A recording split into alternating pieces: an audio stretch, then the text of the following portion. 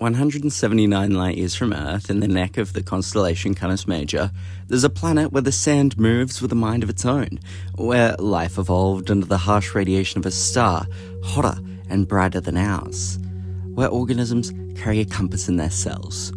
Welcome to Laika. Now, normally, we'd show you sweeping footage of the planets we're visiting, but Laika had other plans. You see, everything about this world is more intense than anything on Earth, more extreme, more alive, sorta. And that's where our problems began. 3 cameras failed before we got within 50 meters of Laika's famous moving dunes, but understanding why means looking deeper into the heart of this world. Like Earth, Laika has a heart of molten iron, but Laika's heart beats stronger, creating a magnetic field strong enough to move the sand dunes themselves, strong enough to kill cameras. So what do you do when you want to take a photo of something that doesn't want to be photographed? Oh, how about the same way we first captured light itself?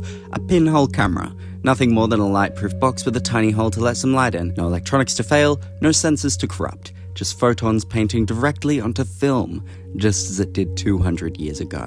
But Laika's magnetic field isn't just a camera killer. It's a life giver.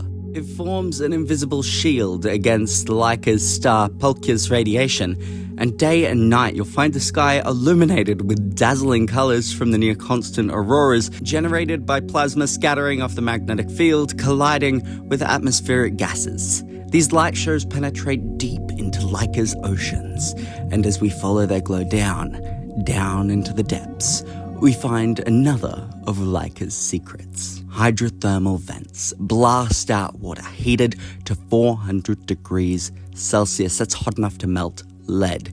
These underwater chimneys spew out a hot soup of chemicals from inside of the planet. Those chemicals are some of the most fundamental building blocks of life. And on Earth, this is where we think life first began. But, of course, we're not on Earth. We're talking about Laika, and on Laika, gravity is 10% stronger than back home. Because of this, everything moves differently. Particles sink faster, minerals form more readily, chemical reactions that would take years on Earth happen in months. This might not seem ideal. However, these extreme conditions are evolutionary accelerants. We see this in the layers of sedimentary rock on Laika. These rocks are made of many little bits, collected over time. At the bottom of the rock is a long time ago, likely millions of years ago.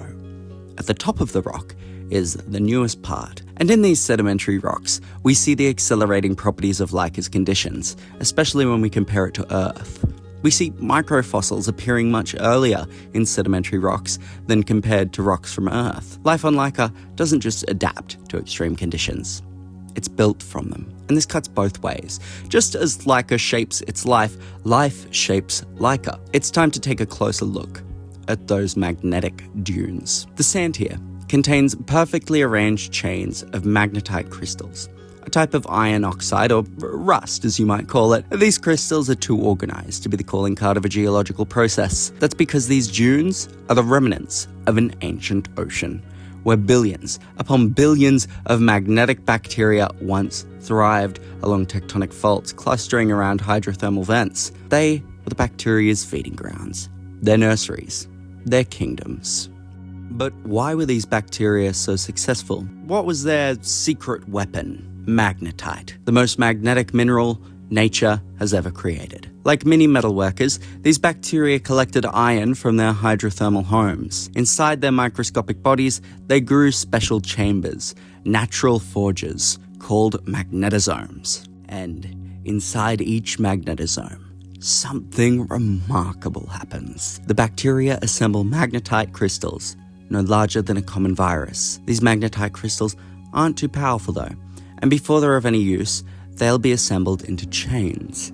Together, these chains act as a single powerful magnet, much like a common bar magnet you might see in a science class. These more powerful magnets allow the bacteria to navigate to the perfect depth where conditions are just right for life to thrive, essentially turning their whole bodies into a compass, one that would always guide them towards their kingdom, the hydrothermal vents. But these kingdoms weren't built to last. Laika's crust, more active than Earth's, began to move, and when tectonic plates collide, they form mountains. That's exactly what happened here. The ocean kingdom, once a bubbling haven, was slowly pushed upwards to Polkia's burning light. An inverted Atlantis, dried by its planet star. As the ancient ocean floor lifted, the magnetostatic bacteria died en masse. Their watery bodies evaporated into the air. The rocky pillars of their kingdom were turned to sand by wind and rain. Though one thing remained, their life's work, their magnets. Over time, their tiny compasses aligned with Laika's magnetic field, their bodies shifting into the ripples we see today. It's a planetary art piece, visible from space, drawn by the dead. These patterns became our first clue to Laika's magnetic influence, written in the graveyard of a once mighty kingdom.